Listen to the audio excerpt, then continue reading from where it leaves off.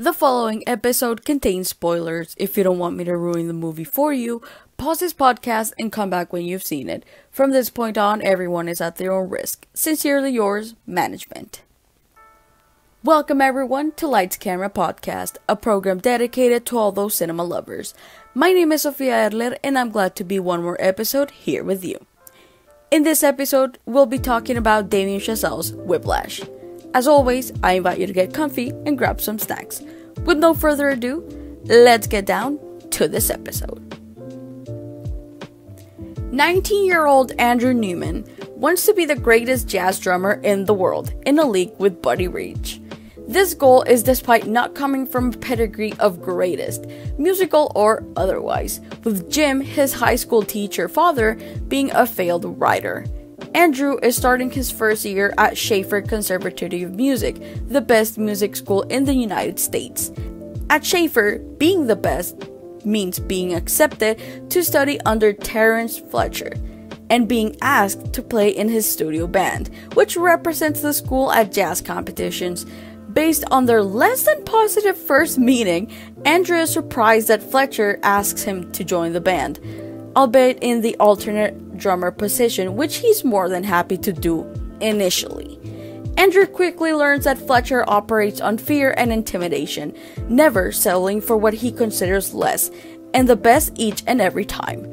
Being the best in Fletcher's mind does not only entail playing well, but knowing that you're playing well. This movie came out October 15 on 2014, directed by Damien Chazelle, and stars actors such as Miles Teller, J.K. Simmons, and others. This movie was nominated to 5 Oscars and won 3, nominated to a Golden Globe, which it won, and nominated to 5 BAFTA Awards, which won 3. Do you like jazz? Do you like J.K. Simmons? Do you love Miles Teller? Do you love to see someone psychologically abused to a point of breaking them? Well, let me tell you that if you do, check all of the above, Whiplash is the right movie for you. This movie, I really hope that we all know. I don't want people to be like, I don't know this movie. We all know Whiplash. We all know the dialogues. We all hate J.K. Simmons in this movie. We all love Miles Teller in this movie. After this movie, we all want to throw a chair on someone and say, not quite my tempo, right? Right?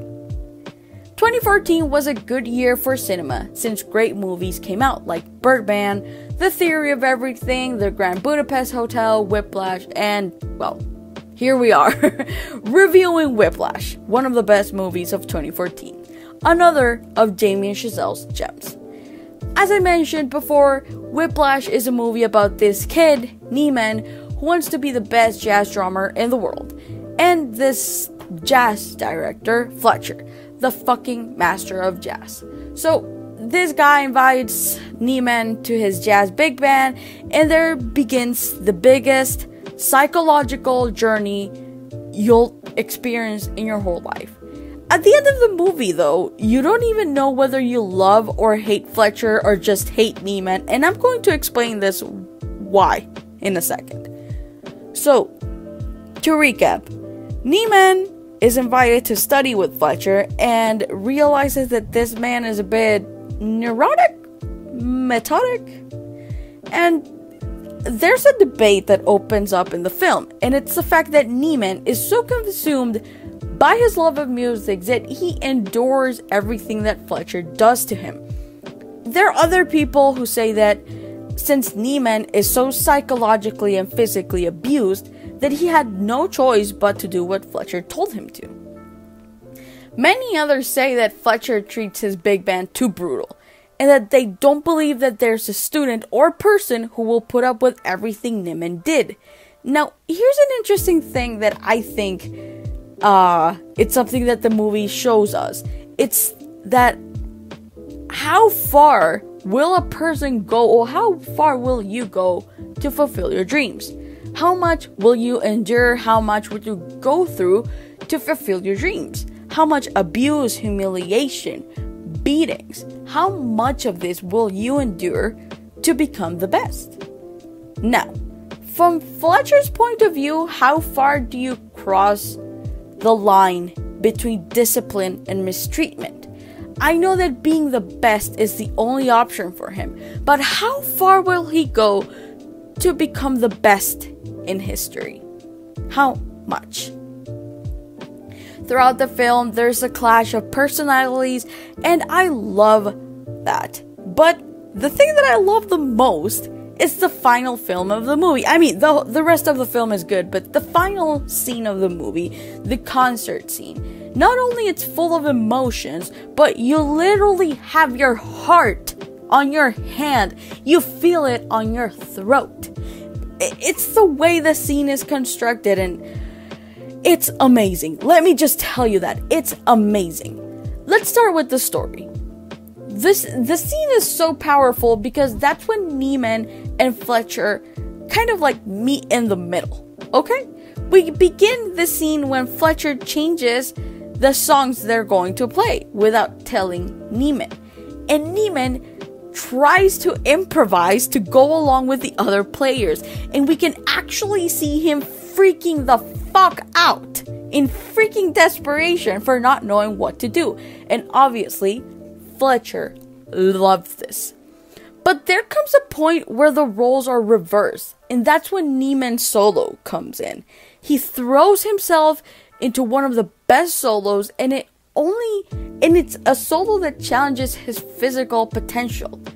And he and Fletcher come to find themselves somewhere in the middle, and everything goes in a perfect crescendo where he reaches the point where Neiman and Fletcher are the same person, in tune and understanding of each other.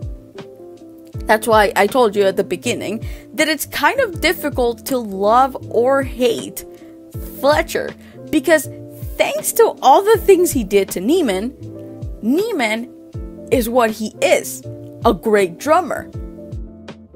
Cinematographically speaking, the scene is a gem.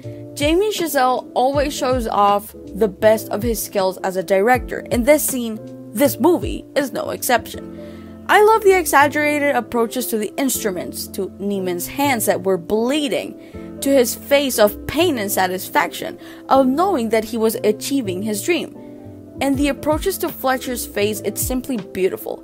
Here Chazelle used the same technique of filming two people without cutting, and that gives a perfect essence to the scene, because by not cutting and cutting and cutting and cutting the freaking scene, you don't miss anything that's happening. Another thing that I love is that throughout the film, when Fletcher talks to Neiman, the camera is going from the bottom to the top, to make us feel that Fletcher is the authority, that he's more than Neiman. But in the last 2 minutes of the movie, when Fletcher goes up to Neiman, they're both in the same shot at the same height, symbolizing that they're no longer one inferior of the other.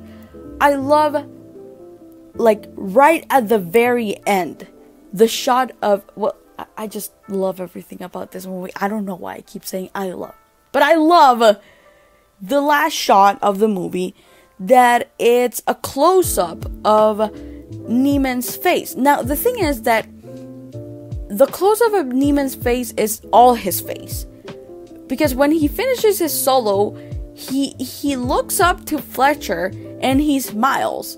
And when we get a close-up of Fletcher's face, we just get his eyes. We don't see him smiling, but the expression, the lines of expression on his face are turning to a smile. For me, that's a symbol that, I mean, he will not show his approval to Neiman, but he does have it. So, I just really like the way a shot can tell you more than the dialogues themselves in a movie. It's cinema, and that's the beauty of it. The whole film is a gem. You have shots without cuts, so you don't lose the essence of the scenes. The colors of the films, I just love how Chazelle plays with the cold and hot colors, especially with yellow and green. Those are the two colors I see that he uses most. The great acting of J.K. Simmons and Miles Teller. And let me be honest with you, the first time I saw Miles Teller was in Divergent, I think, and I thought, ugh, he's gonna be one of those teen actors. Boring. But Miles Teller proved that he was able to be a great actor with The Spectacular Now, and now with Whiplash. I simply just love the kid. And let's not forget that this movie has an amazing soundtrack. Everything in this movie is perfectly aligned for it to be a masterpiece. 10 out of 10. And now, I'll give you the rates given to this movie. IMDb gave it an 8.5. Rotten Tomatoes gave it a 94%. Metacritic gave it an 88%. What do you guys think about this? So that's it for this episode. I hope you liked it. And what did you guys think of this movie? Was it good? Bad? I hope you guys let me know. Remember to follow Lights Camera Podcast on Instagram and Facebook to be notified of new content, to give your opinions or decide what other series or movies I should talk about. If you're listening to this on YouTube, don't forget to like and subscribe. Thank you so much for listening, and we'll tune again next week. Take care, drink lots of water, don't go around throwing chairs at people, and keep consuming cinema. Bye!